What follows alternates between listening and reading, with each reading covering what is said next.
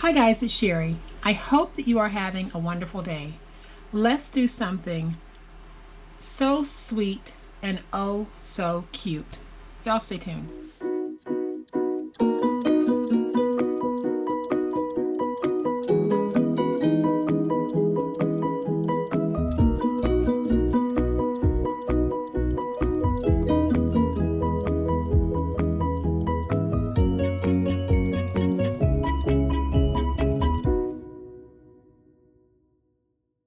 So yesterday we made those absolutely wonderful candy boxes, and yes, they were the best things that you guys saw on YouTube all day.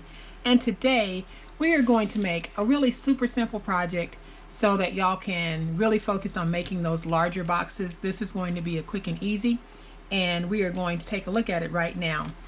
It is these really sweet little conversation heart candy boxes, and they are so sweet, and they've got a little acetate window.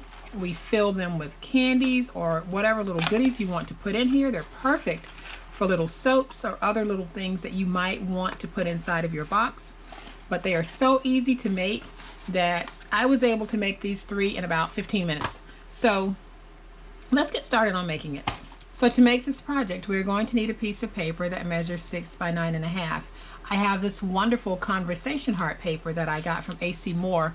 Unfortunately, as most of you know, AC Moore is going out of business, so you might want to pop in and see if they have any papers left. I don't know, but I got this paper from them a while back when they did a whole bunch of paper gifting to me, and this just happened to be one of them. So then we're going to need a piece of chipboard that measures 1.5 by 1.5, and we'll be using that as a template. And then we have a piece of acetate that measures 2.5 by 2.5. So we're going to place this in on the 6-inch side, and we'll score at 1 1/4,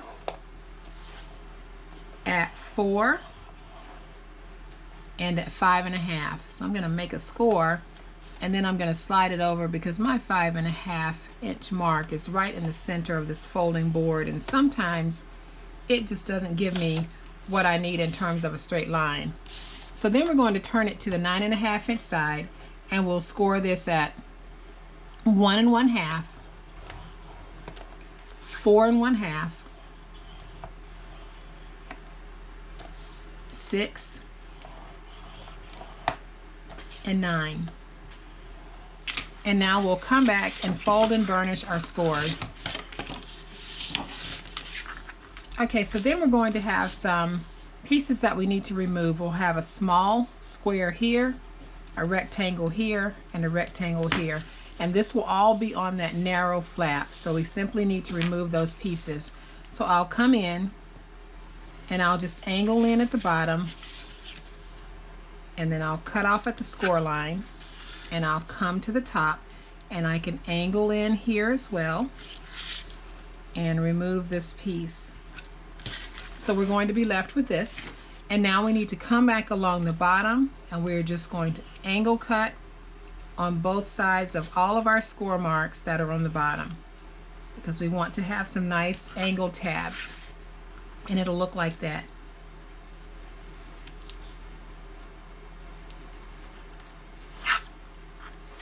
And then we're going to rotate it, and we'll come back to the second score mark, and let's just drag down at this point.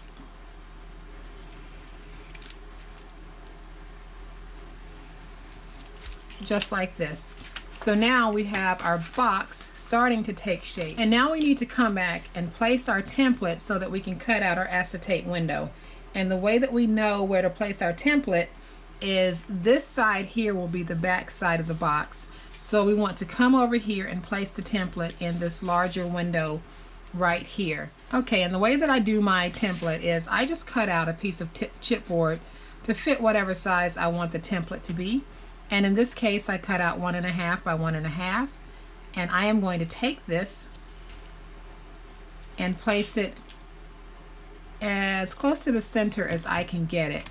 Now, those of you who have die cutters, you might want to run this through your die cut, but I am trying to show how to do this process without using a die cut machine. So if you run it through your die cut, you can cut out whatever shape you want.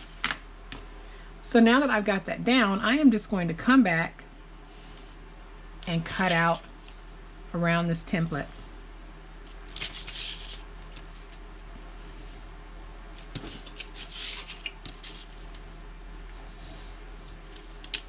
And then we'll have an opening just like this. So now I want to come back with my acetate piece, and this acetate piece measures 2.5 by 2.5. And I am just going to place some glue along the edge of this piece.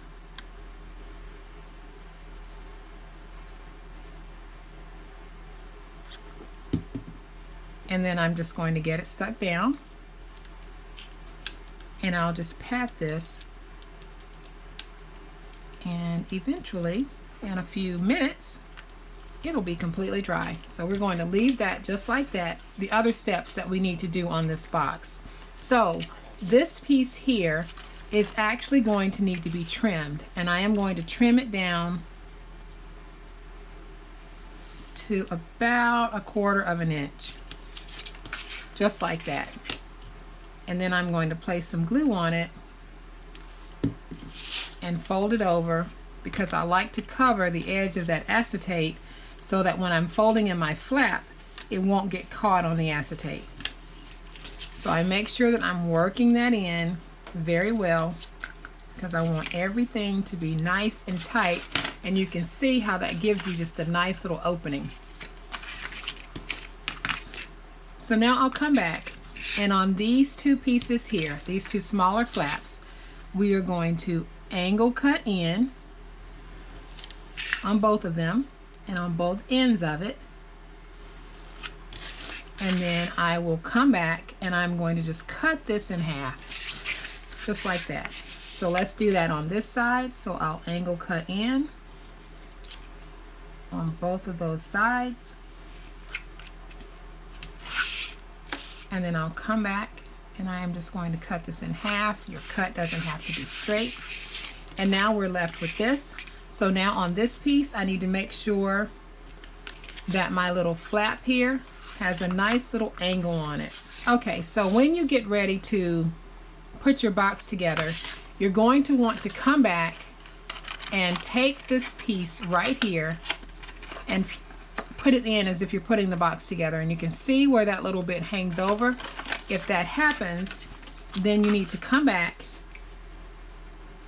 and just trim off a little bit. It might not happen because you might use a smaller size window, or you might bring your window down even further than I did. It all depends. So go with the measurements that I gave you in the beginning, and then make whatever adjustments you need to make. So now we can see that I don't have that showing, and we can put this box together. So I am just going to take my glue, place it on the glue flap, come back,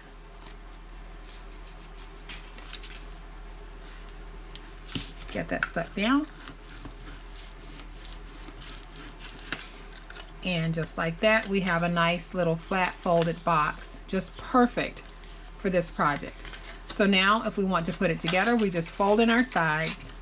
I'm going to add just a little bit of glue on these two flaps, and then I'll fold in my back piece just like that, and then I can fold over my front piece.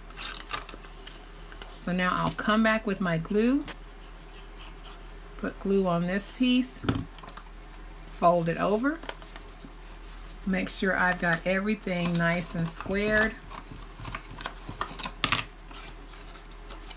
and just like that, guys, we've got a wonderful box. I can come back and fill this box with all types of little goodies and treats.